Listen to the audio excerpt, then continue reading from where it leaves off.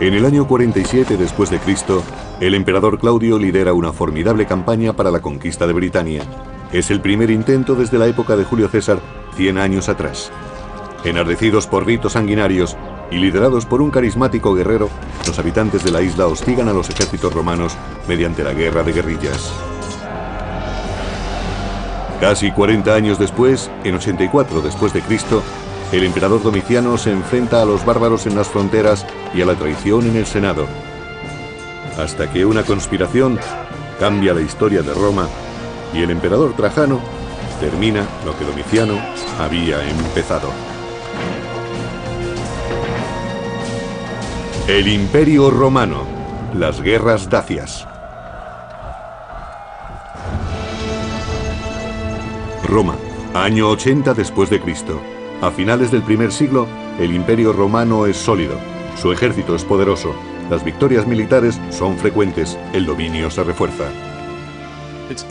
El imperio entra en un periodo muy próspero, que se prolongará casi 150 años, hasta mediados del siglo III después de Cristo, momento en que afrontará una época muy problemática. Roma se ha expandido, pero alrededor de su núcleo civilizado, tribus bárbaras de Germania y Dacia, las actuales Alemania y Rumanía, se resisten a la dominación.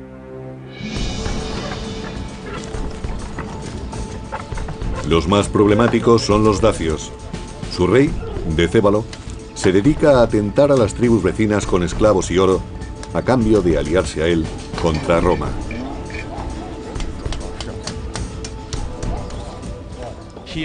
Tiene éxito en sus alianzas en el norte y está extendiéndolas por el este también con éxito.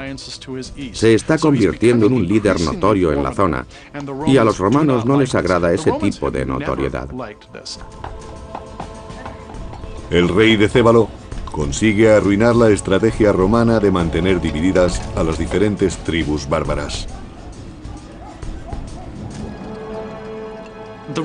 Los romanos, premeditadamente, se habían dedicado a enfrentar a unas tribus con otras. Trataban de evitar que pudieran unirse contra Roma y que ninguna de ellas llegara a ser lo suficientemente poderosa como para someter al resto y plantear una seria amenaza. Decébalo establece las alianzas tribales contra Roma justo en un momento de transición para el imperio. En Roma, Domiciano se dispone a tomar las riendas del imperio que hasta entonces llevaba su hermano, Tito, ahora postrado en el lecho de muerte. La situación cambia de forma imprevista y Roma no parece preparada. La rivalidad entre Tito y Domiciano era evidente. Tito muere enfermo de peste en el año 81 después de Cristo, aunque surgieron rumores sobre un posible envenenamiento. Tito, que goza del favor del pueblo, solo ha gobernado durante 2 años que se han hecho muy largos para Domiciano, como relata el cronista del siglo II, Suetonio. Domiciano no perdía ocasión de declarar que su hermano y él deberían de haber gobernado Roma juntos, pero a su padre nunca le pareció buena idea. Cuando Tito se vio asaltado por una grave enfermedad, Domiciano ordenó que no se le asistiera, incluso cuando exhalaba su último aliento.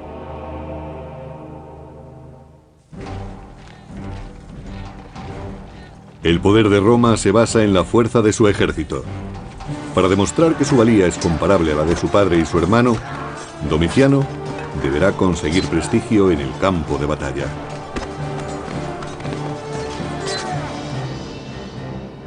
En el año 83 después de Cristo, se adentra en Germania a la cabeza de sus tropas.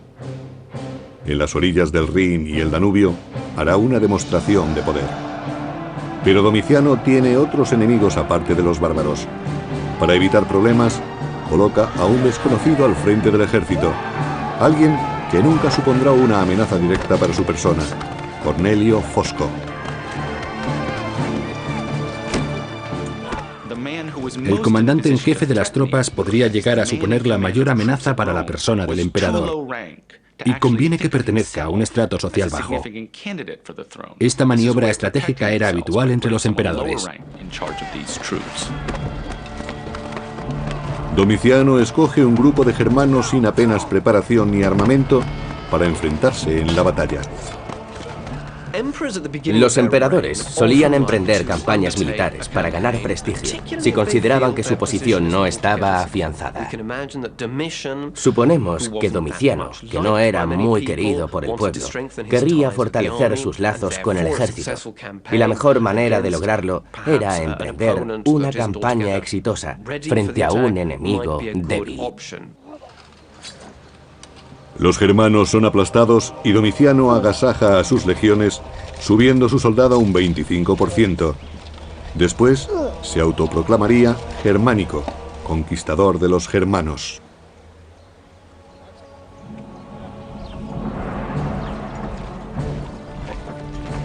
Por aquel entonces, un joven militar llamado Trajano gana cierta reputación en la frontera del Rin, haciendo respetar su autoridad sin recurrir a la fuerza.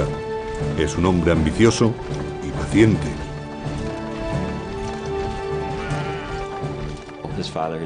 Su padre había servido eficientemente en varias campañas bajo el reinado de Vespasiano.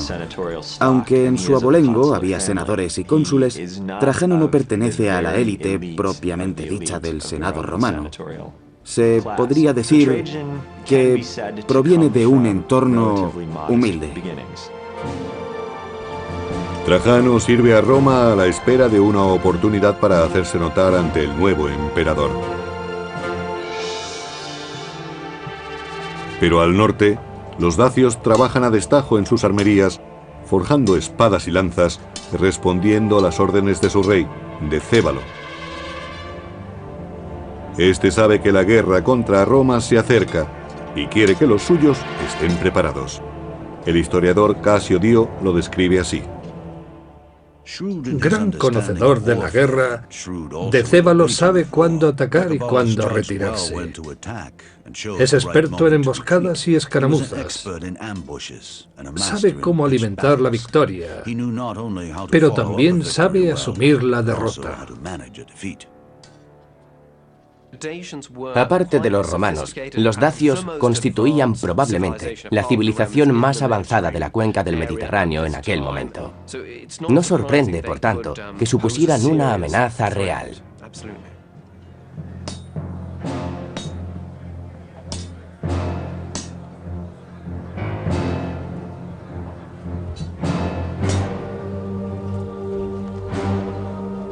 Los dacios se reúnen en torno al hechicero, que purifica las herramientas para practicar un ritual en el que su dios más sagrado, Zalmoxis, les revelará el futuro. El historiador del siglo V a.C., Heródoto, explica: una vez cada 5 años escogen por votación a uno de entre los suyos y lo envían como emisario ante Zalmoxis, exponiéndole sus necesidades.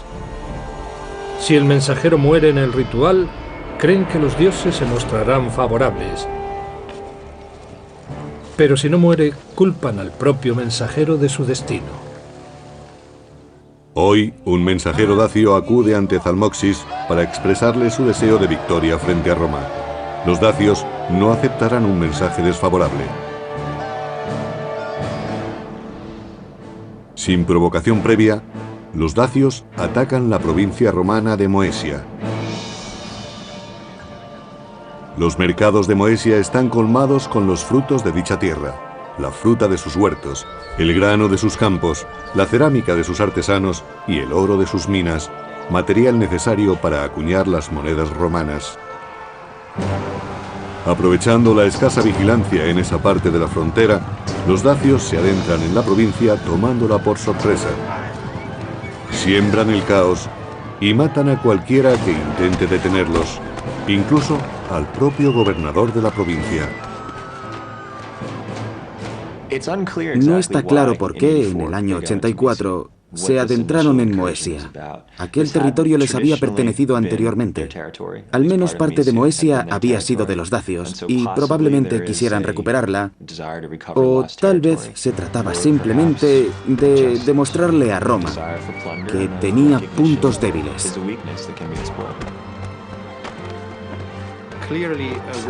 Llevar la guerra a la orilla opuesta del Danubio era una manera de prosperar para un guerrero, y Decébalo había ascendido al poder así.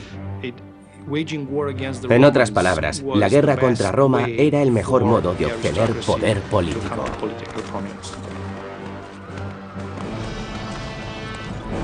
Cuando la frontera se ve atacada, el inexperto emperador reúne a sus tropas contra la amenaza bárbara.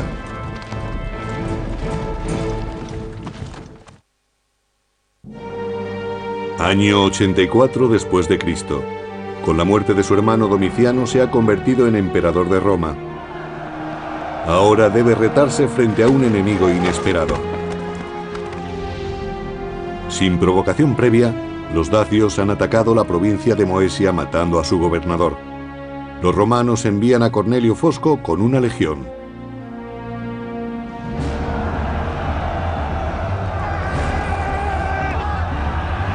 Los dacios llegan por todas partes. La incursión en Moesia es más que un simple levantamiento contra Roma. Es una afrenta directa al emperador.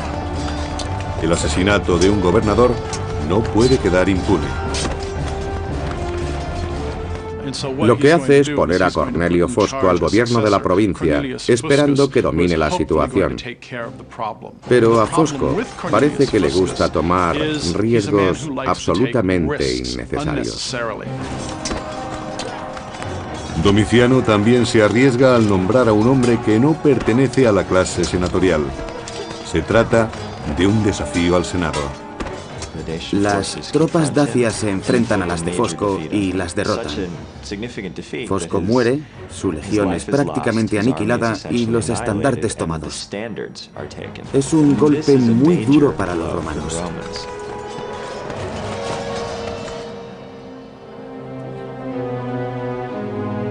Roma paga la inexperiencia de Domiciano con la sangre de sus legionarios.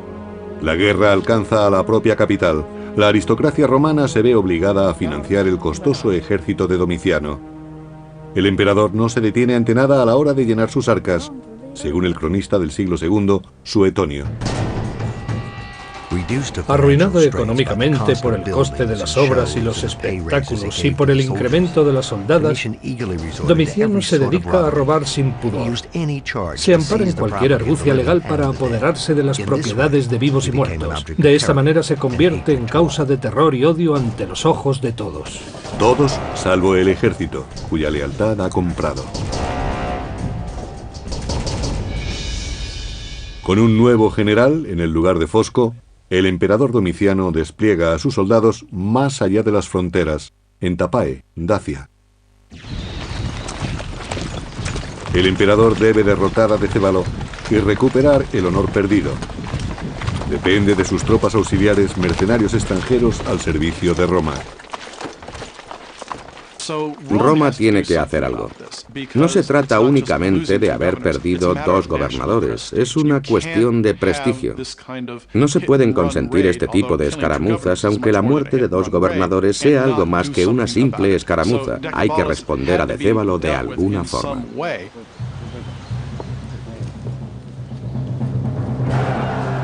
Ahora que se enfrentan de nuevo, Roma está determinada a solucionar el problema de una vez por todas.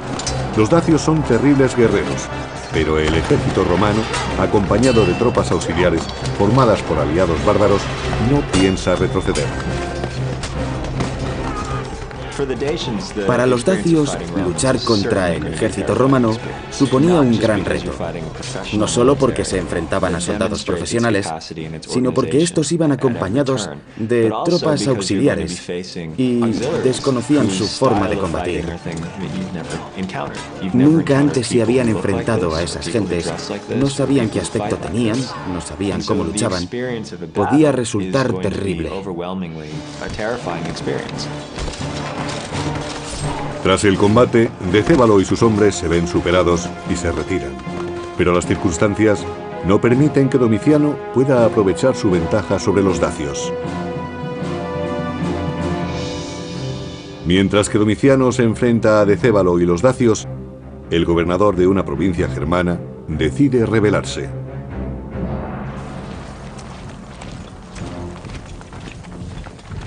Domiciano envía al joven y leal Trajano para restaurar el orden.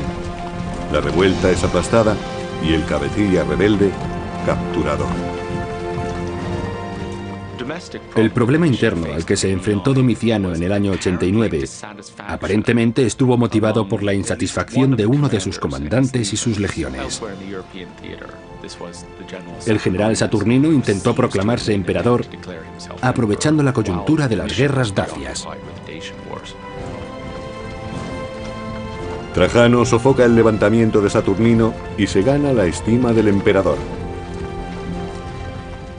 Como recompensa, Domiciano le nombra cónsul en el año 91 y al parecer le concede el gobierno de 2 puestos militares en la frontera, lo cual conlleva una enorme responsabilidad.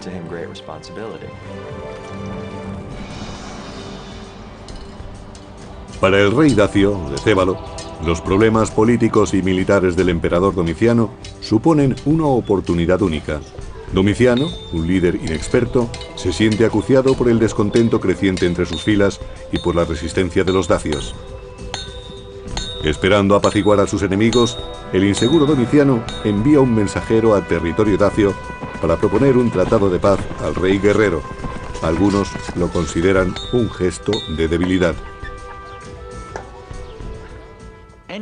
Siempre que un líder negocia con el enemigo algo distinto a su rendición incondicional, queda expuesto a las críticas internas, a ser acusado de cobardía. Es algo similar a las críticas emitidas en nuestros días contra George Bush por dejar que Saddam Hussein permaneciera en el poder tras la Primera Guerra del Golfo. En un extraño gesto, el mensajero de Domiciano devuelve el botín de guerra al enemigo derrotado, según cuenta Casio Dio. Domiciano hizo entrega de grandes cantidades de dinero a Decébalo, así como artesanos de todos los oficios, y prometió seguir entregando enormes sumas de dinero en el futuro. Domiciano dilapida la riqueza de Roma para ganarse el favor de un bárbaro. Propone un trato muy desfavorable, que incluso le obliga a pagar tributo a los dacios, lo cual le desacredita entre los ciudadanos romanos. Además, se compromete a enviar personal cualificado de distintos ramos, lo que acabará favoreciendo la insurgencia dacia. En el año 89, el emperador Domiciano emprende otra acción grotesca: enfrentarse a 2 pueblos bárbaros más allá del Danubio, con el fin de exhibir su poder.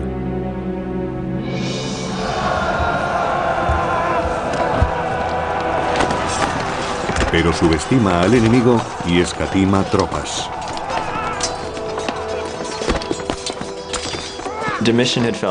Domiciano consideraba que estas tribus no le habían mostrado su apoyo en la campaña dacia y ordena un ataque punitivo contra 2 tribus, augurando una operación rápida y fácil. Roma sufre una humillante derrota. Domiciano se expone a la difamación. Además de pagar tributo a Decébalo, hay rumores de que ha falseado victorias en Germania. Se dice que ha disfrazado a hombres de Germano para hacerlos pasar por prisioneros de guerra. Domiciano está en un callejón sin salida. Pero no todos los enemigos de Domiciano están en la frontera.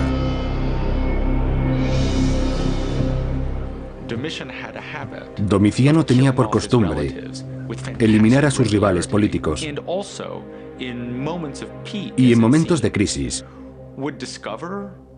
destapaba supuestas conspiraciones en el Senado y practicaba purgas entre los senadores. En el año 93, Domiciano se autoproclama Dominus et Deus, Dios y Señor. Se ha convertido en un ser impredecible, vengativo y peligroso. Sus allegados vivían bajo una amenaza constante. Sospechaba que alguien lo asesinaría si él no lo hacía antes.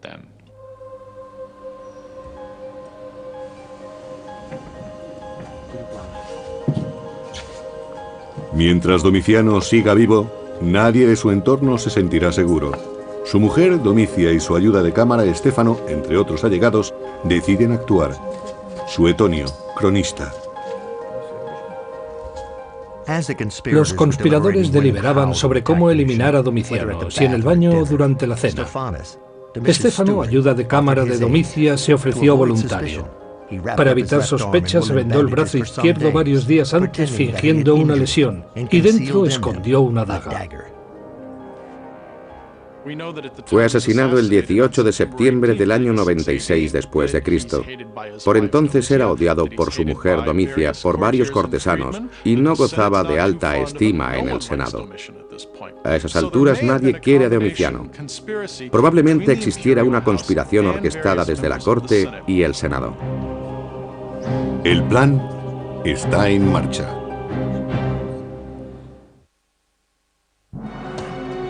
Considerando que no ha de responder ante nadie, el emperador Domiciano se ha ganado el odio de todos. Ha soliviantado a los aliados de Roma y ha dilapidado su riqueza creándose enemigos.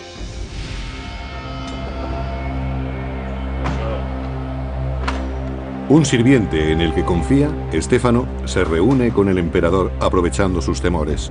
Nos lo cuenta el cronista Suetonio. Estéfano pide audiencia al emperador pretendiendo revelar una conspiración contra él. Le entrega un rollo con pruebas falsas y le apuñala mientras lo lee.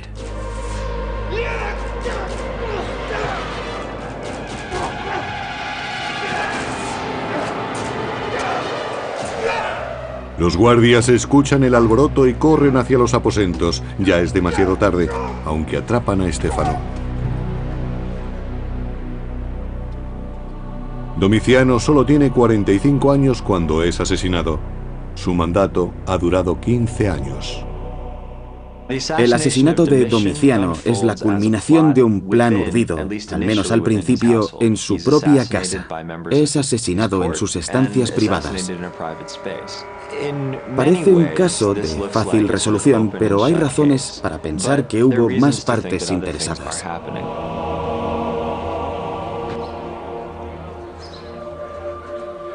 La muerte de Domiciano deja al Senado en una posición ventajosa, de acuerdo con el historiador Suetonio.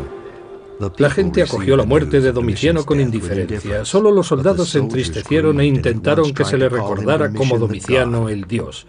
Los senadores estaban tan entusiasmados que les faltó tiempo para insultar al emperador muerto, derribando sus estatuas, borrando su nombre de las estelas y destrozando sus representaciones.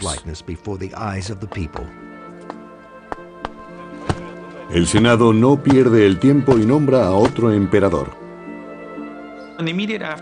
Inmediatamente después del asesinato de Domiciano, el Senado designa a uno de sus miembros como su sucesor, un hombre llamado Nerva, anciano, sin hijos y sin méritos militares. Las razones de esta elección son evidentes. Nerva es elegido con asombrosa prontitud. Era el candidato idóneo. Todo el mundo lo acepta porque es viejo, achacoso, no tiene hijos.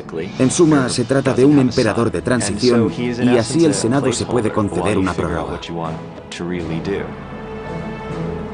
Nerva es consciente de que su nombramiento es temporal y actúa rápido.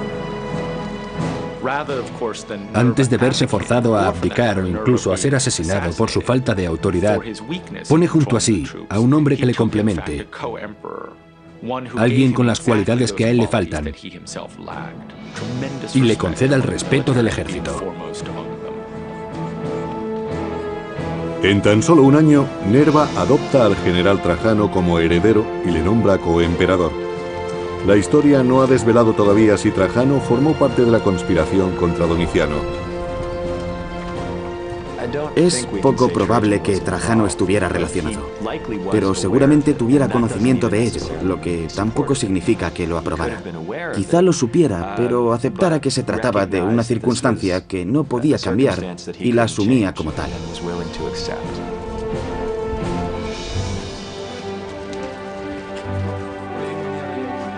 En el año 98 después de Cristo, Trajano, a pie y vestido de civil, se presenta a las puertas de Roma. Está prácticamente irreconocible. Acaba de ser nombrado emperador único tras la muerte natural de Nerva. Es recibido como un héroe una vez que los guardias se percatan de quién es.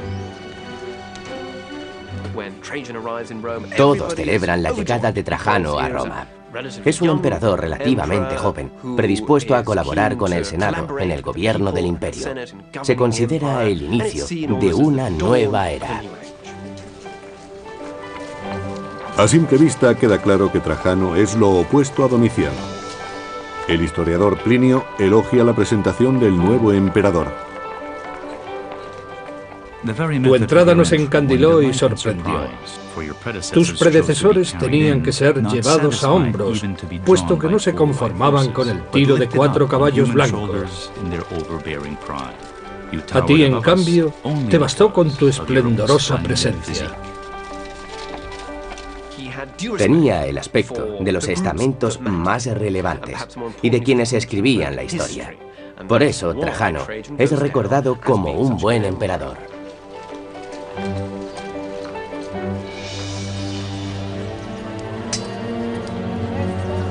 Trajano hereda una Roma humillada y un costoso tratado de paz con los dacios.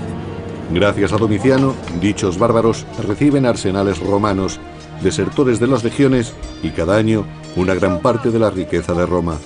Trajano no piensa tolerarlo.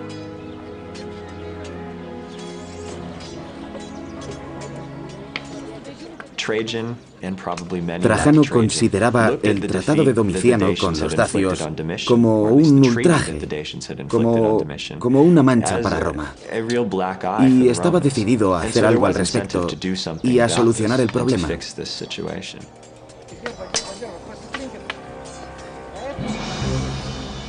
Trajano no permanece mucho tiempo en Roma. Con 9 de sus legiones y tropas auxiliares parte hacia el Danubio con la intención de terminar una empresa inacabada.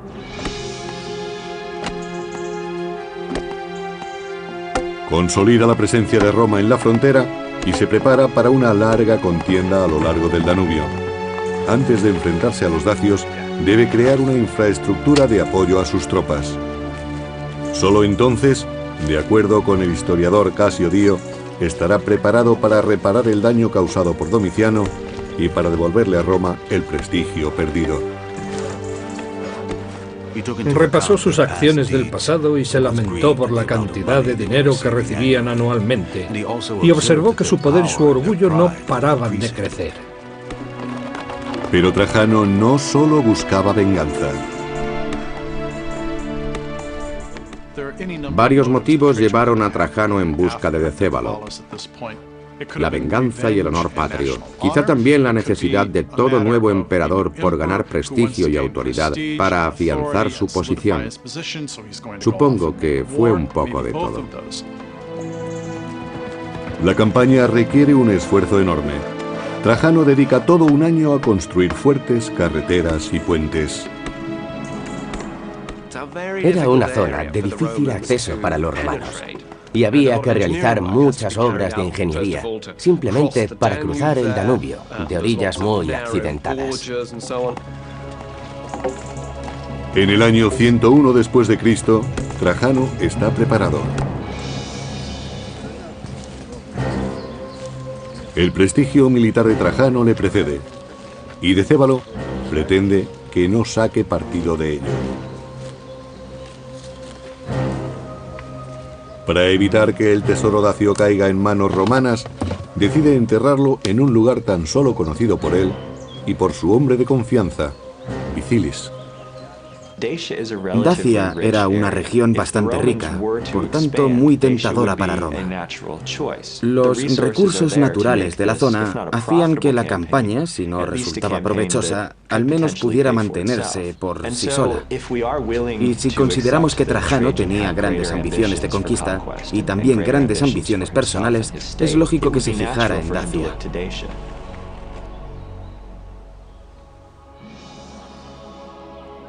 En el año 101 después de Cristo, los dacios saben que la paz está a punto de romperse. Muchos deciden huir. Los dacios ya han luchado con los romanos anteriormente, pero esta vez es distinto, como explica el historiador Casio Dio. Decébalo, conocedor del avance de Trajano, se asustó, pues sabía muy bien que antes no había vencido a los romanos sino a Domiciano. Ahora debía luchar contra los romanos y contra Trajano, el emperador. Familias enteras de dacios parten hacia regiones más seguras. Saben que esta vez no habrá negociaciones. Trajano solía viajar con sus tropas y compartir algunas de sus dificultades. Eso hacía que Trajano fuese apreciado por sus soldados y que él valorara el esfuerzo de estos mientras hacían frente a dichas dificultades. Las tropas romanas avanzan camino de Dacia. El nuevo emperador romano ha reconciliado al Senado con el ejército. Busca gloria para Roma y prestigio personal enfrentándose a los dacios en Tapae. Año 101 después de Cristo. El rey dacio Decébalo conoce las técnicas de combate romanas y también sabe aliarse con los enemigos de Roma. Decébalo trató de establecer alianzas no solo con pueblos extranjeros, sino también entre los nobles dacios, y creó una fuerza de combate magnífica, aunque no tan sofisticada como la de los romanos. En cualquier caso, estaban organizados y tenían capacidad para vencer puntualmente a los romanos. No hay que olvidarlo. Pero no es suficiente y Decébalo lo sabe. Vacilante, envía incluso una propuesta de paz a Trajano. Este la rechaza. El emperador solo piensa en la victoria, cueste lo que cueste, según Casio Dio. Trajano se enfrentó al enemigo, mató a muchos de ellos y vio a muchos heridos entre los suyos. Y cuando las vendas escasearon, se dice que redujo su propia ropa a tiras para hacer más.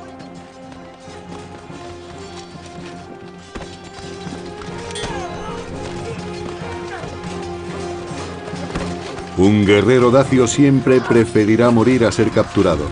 Tratan a los prisioneros con extrema crueldad. Son entregados a las mujeres dacias para ser humillados, torturados y finalmente asesinados.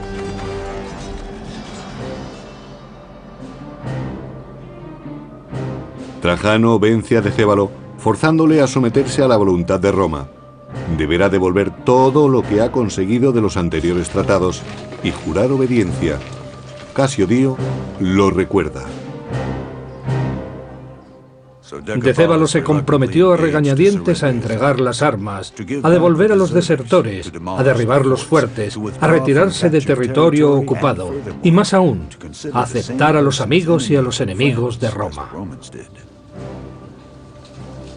Tras su victoria, Trajano ha convertido un fiero adversario en aliado y puede volver a Roma con orgullo.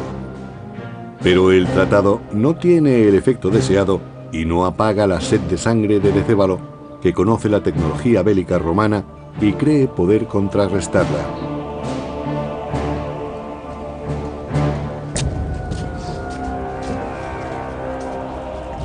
Los dacios no se resignan. Despojados del armamento romano, han empezado a construir el suyo propio. Con armas y tropas renovadas, expanden su territorio desafiando a Roma. No está muy claro por qué Decébalo decidió romper el tratado. Probablemente Decébalo estaba convencido de que una nueva guerra contra Roma era inevitable. La región no era suficientemente grande para los dos, y por tanto dedujo que debía atacar primero. Volvió a acoger desertores, realizó algunos movimientos estratégicos y pensó que tal vez podría tomar la iniciativa y acelerar el enfrentamiento con Trajano, que sin duda no lo eludiría. Decébalo reconstruye su maquinaria de guerra en Dacia y Trajano parte en su busca desde la península itálica. Mientras que Decébalo confía en la fuerza, Trajano opta por la diplomacia. Tienta a los Quadi, a los Marcomanni y a otros pueblos afines a los dacios, pero atraídos por las riquezas romanas. Al tenerlos como aliados, Trajano merma el poder militar de Decébalo. Si los dacios quieren guerra, deberán luchar solos. Trajano respondió a las provocaciones de Decébalo entablando conversaciones con casi todos los pueblos que habitaban las regiones cercanas a Dacia. Decébalo está desesperado y sus aliados empiezan a vacilar. Quieren abandonarle y se acercan poco a poco a los romanos. Decébalo sabe que la situación es crítica. Año 106 después de Cristo. Trajano conduce directamente sus tropas hasta el centro político del reino de Dacia, Sarmizegetusa, en la actual Rumanía.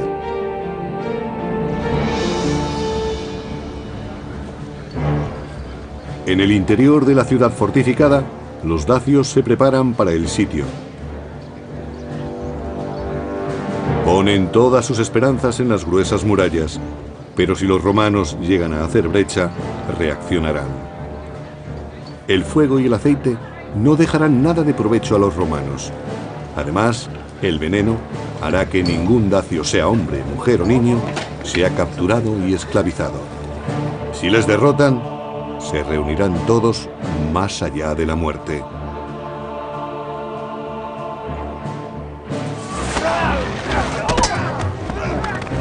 En el camino hacia la capital dacia, Trajano acomete numerosos enfrentamientos.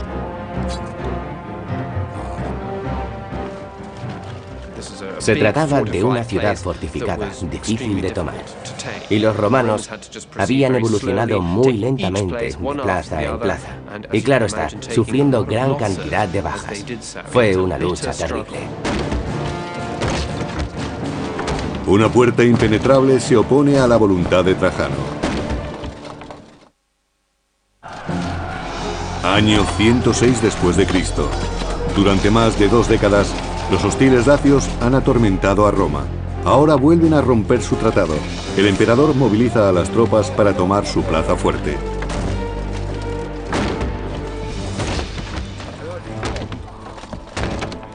Los dacios han combatido ferozmente para mantener a los romanos lejos de Sarmizagetusa. Aunque el armamento de los dacios no fuera tan sofisticado, combatían en su tierra y ocupaban posiciones estratégicas. La capital era una fortaleza y no debía resultar fácil conquistarla.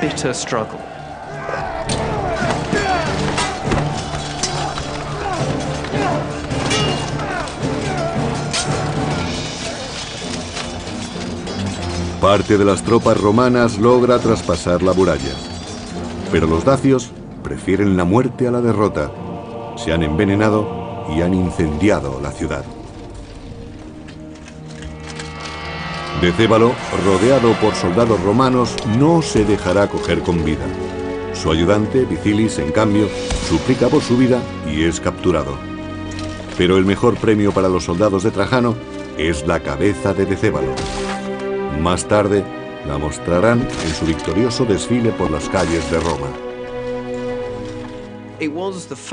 Era el primer éxito militar de un emperador desde los días de Augusto y Julio César. Le situaba, por tanto, en un lugar privilegiado.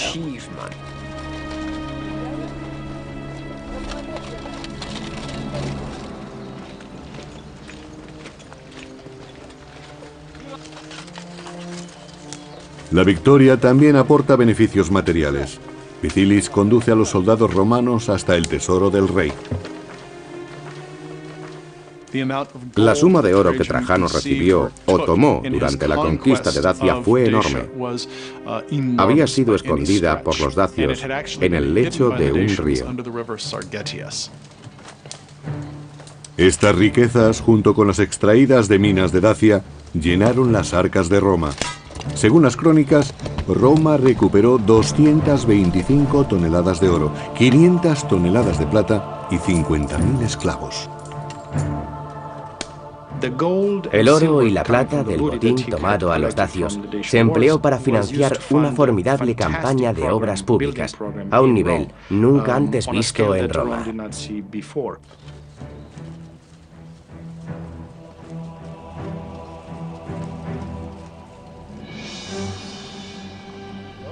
El expolio aporta a Trajano los fondos necesarios para construir un nuevo foro en Roma, el mayor jamás construido. Aunque solo se ha conservado hasta hoy la columna central, debió ser majestuoso. Esta impresionante pieza llamada Columna de Trajano ofrece una representación gráfica de las guerras dacias que devolvieron a Roma su gloria. La columna de Trajano mide 30 metros de altura y muestra 155 escenas de la guerra contra los dacios. Por supuesto, no se trata de una recopilación pormenorizada, son las escenas más representativas. Podemos ver representados a distintos pueblos bárbaros, pero lo más significativo es el triunfal avance de los romanos y sus dos grandes victorias bélicas. La columna es un monumento propagandístico. Primero, es una gran obra de ingeniería y, por otra parte, es un símbolo del poder militar que Trajano devolvió a Roma.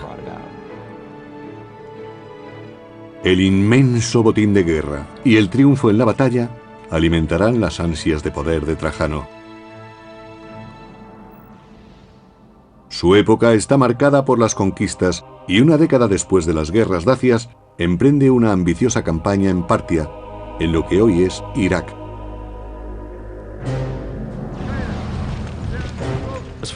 No existían razones estratégicas para declarar la guerra a Partia.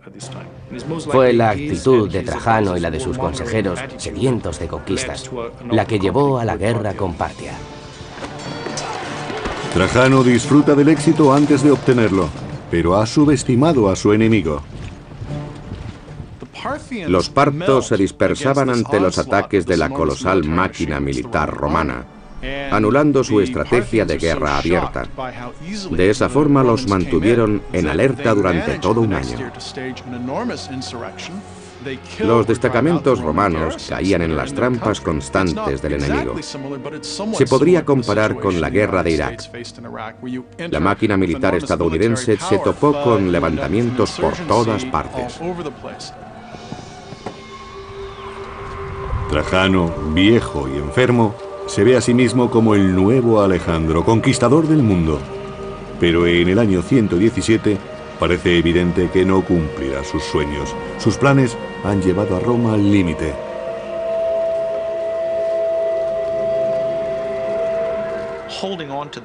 Ocupar territorios tan hostiles es muy difícil. Y Trajano se da cuenta, mientras lucha en el norte, el centro y el sur a la vez, de que ha sobreexplotado sus recursos. Ya anciano, Trajano se retira, abandonando su campaña y volviendo a Roma, pero muere antes de llegar. La situación en la que Trajano se encuentra antes de abandonar su campaña es similar a la de Estados Unidos y sus aliados hoy en día, en la misma zona del mundo, con las mismas defensas porosas, las mismas fronteras naturales y el mismo deseo de acelerar un proceso que debía haberse planteado con más previsión, con un plan para ganar la guerra, pero sin planes para organizar el territorio una vez acabados los combates. Trajano es considerado como uno de los grandes emperadores romanos, pero no puede colmar sus ambiciones. El gran fracaso de la política de Trajano se descubre justo después de su muerte, cuando Adriano se retira de la mayor parte del territorio conquistado por su predecesor. Incluso la provincia de Dacia, que tanto costó conquistar, acaba perdiéndose.